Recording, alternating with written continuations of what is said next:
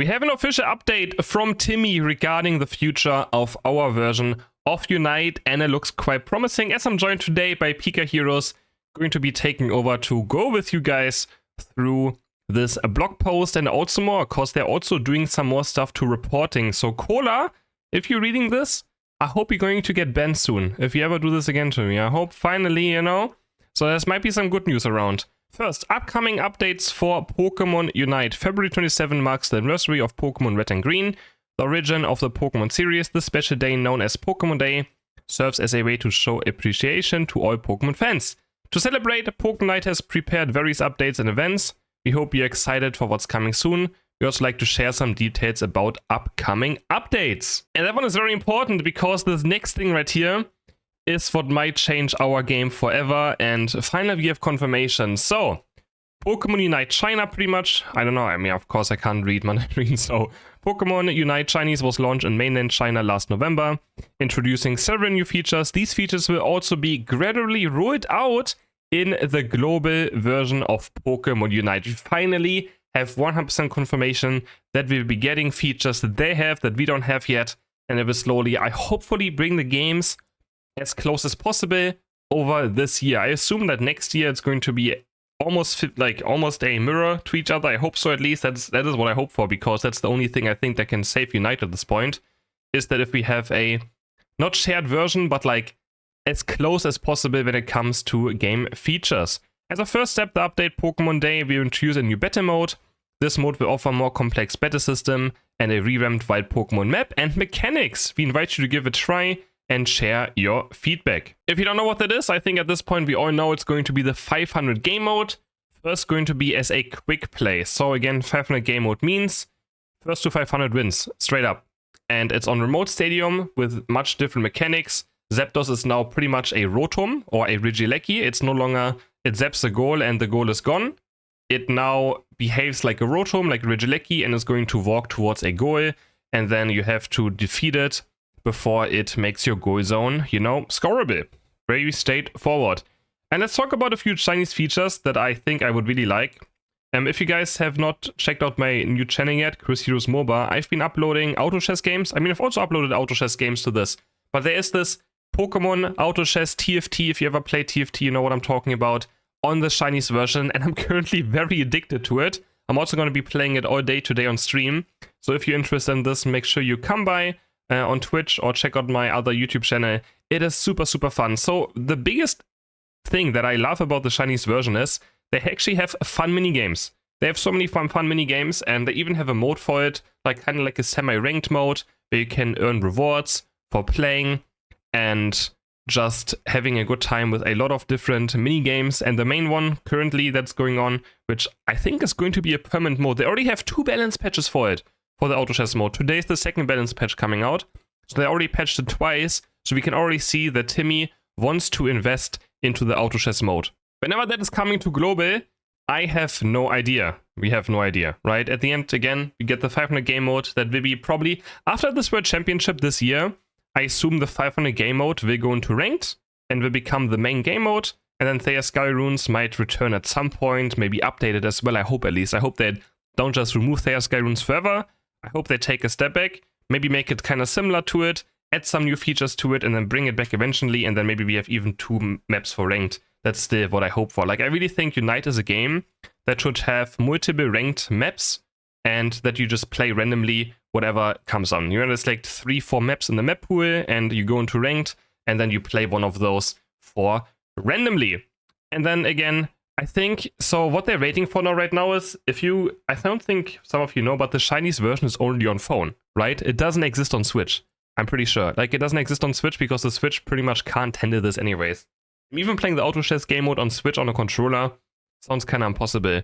So I think what they're waiting for is just the Switch 2, right? And I really hope that the Switch 2, they cannot try to just mark Unite as a 2.0, and then all the features are here, guys. Check out Unite again when the Switch 2 comes out. I really hope, because, I think if they want Unite to have a future, they have to kind of discontinue the Switch 1 for Unite and just do mobile, do Switch 2, add all those features to the game.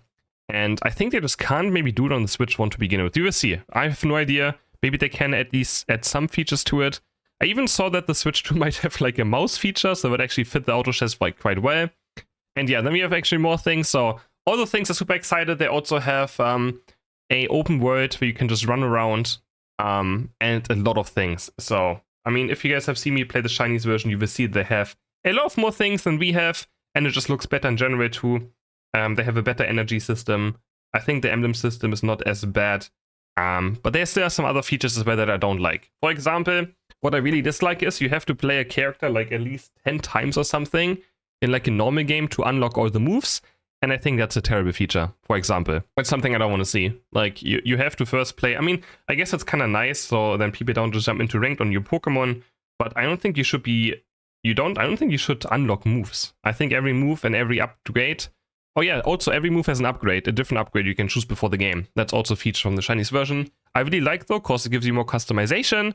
So before every game you can choose if you want your Flamethrower on Charizard, for example, to do this or to do that. And even the Unite moves have 2 upgrades. You can decide what your Unite move does.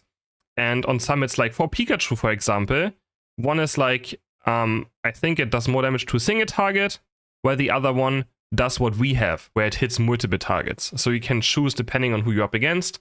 You can choose your upgrades wisely to fit, you know, then we team comp. And then we also have Remote Stadium returns to ranked matches. I mean, we've got to play the old Remote Stadium from February 27th to March 13th. I think that's going to be the old Remote Stadium.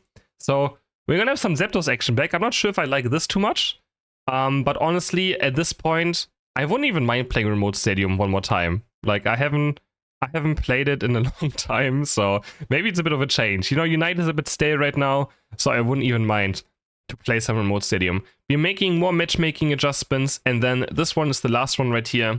Again, they're doing more matchmaking system. They're trying really hard to like find a good balance for the matchmaking system at the moment. And then efforts to maintain fair play, which gets us to another blog post. And they want to take reports more serious. The operation team is committed to promoting fair play to set all trainers can enjoy fair and fun game experience.